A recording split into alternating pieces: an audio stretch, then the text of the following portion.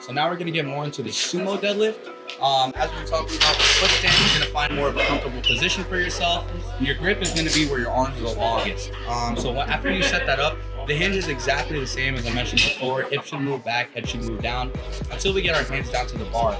And this is where it kind of gets different for some people. Some people teach more of a static setup where they'll have the upper back a little bit more locked up to maintain rigidity and then wedge off of that. But the way that I usually teach it is more of a passive back. But what I find is that when people lock up their upper back, they tend to scoop rather than actually wedge into the bar. So I'm going to talk to Hod through this as if it's his first time. Obviously it's not, but we're going to talk through it so you guys can kind of see what I'm talking about. So go ahead, set up. We're going to find a comfortable foot position for him. Get the hands down where we need to get them by hinging down, not just reaching down to the bar. From here, he's going to keep his upper back a little bit more relaxed. And as he wedges, he's going to build tension through his posterior.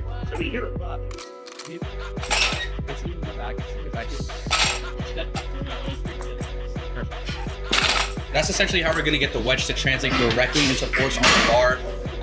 What you'll usually see when people kind of mess this whole wedge thing up is that you'll see people be really fast off the ground, but since they're a bit more of like a rounded position, or they walk up their upper back, when they go to wedge, you're going to end up doing this instead. They're going to pull it fast off the ground, but they're going to have to fight this lockdown. That's usually a little bit more of a problem when we get into heavier weights because it is very hard to lock that out. So what I find with this position and this setup is a bit more success overall and a bit more consistency through the training block and subsequently on meet day.